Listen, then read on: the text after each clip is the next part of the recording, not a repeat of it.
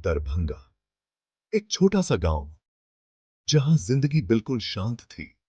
लोग सुखी थे, प्रकृति हंसती हुई लगती थी, खेत हरे भरे थे, चिड़ियां चहचहा रही थीं, बच्चे खेल रहे थे, बूढ़े आशीर्वाद दे रहे थे।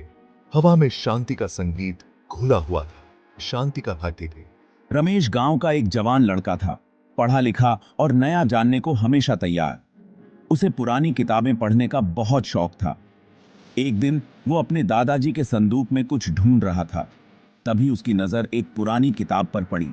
किताब पर धूल जमी हुई थी। रमेश ने किताब उठाई और साफ की। किताब का नाम था कर्णा पिशाचिनी। रमेश ने किताब खोली। किताब के पन्ने पीले पड़ चुके थे, उन पर अजीब से चित्र बने थे। रमेश ने पहला पन्ना पलटा। एक ठंडी हवा का झोंका आया। रमेश ने चारों ओर देखा, कुछ भी नहीं था। उसने किताब पढ़ना शुरू किया। किताब में कर्णा पिशाचिनी की कहानी लिखी थी। किताब में कर्णा भूत का कर्णा पिशाचिनी एक बहुत ही खतरनाक पिशाचिनी हर 100 साल में एक बार धरती पर आती थी। लोगों को डराती थी, उनका खून पीती थी, अपनी ताकत बढ़ाती थी। किताब में लिखा था कि कर्णा पिशाचिनी को हराना नामुमकिन सा था, लेकिन एक तरीका था, एक मंत्र। वो मंत्र जो उसे वापस पाताल लोक भेज सकता था। रमेश किताब पढ़ता रहा। समय का पता ही नहीं चला। रात हो गई थी।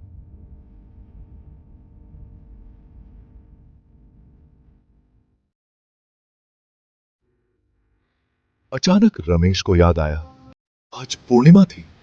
किताब में लिखा था कि कर्णा पिशाचिनी पूर्णिमा की रात को धरती पर आती है।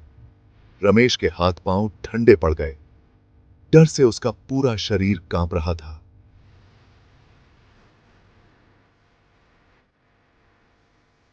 वो किताब लेकर घर से बाहर भाग गया। उसे पूरे गांव को बताना था, कर्णा पिशाचिनी आने वाली थी। रमेश ने सबसे पहले अपने दोस्त अनिल को बताया। अनिल गांव का सबसे बहादुर और समझदार लड़का था। अनिल ने रमेश की बात ध्यान से सुनी। ठीक है रमेश, हमें सबको खबरदार करना होगा। चलो जल्दी करो। दहशत की दस्तक।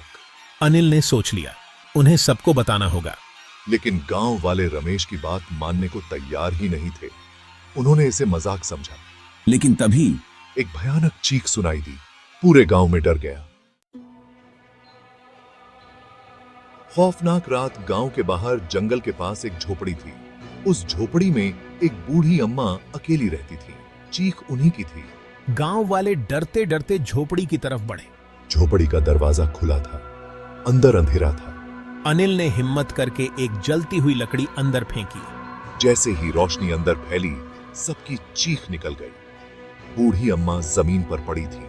उनके शरीर से खून गायब था। कर्णा पिशाचिनी आ चुकी थी।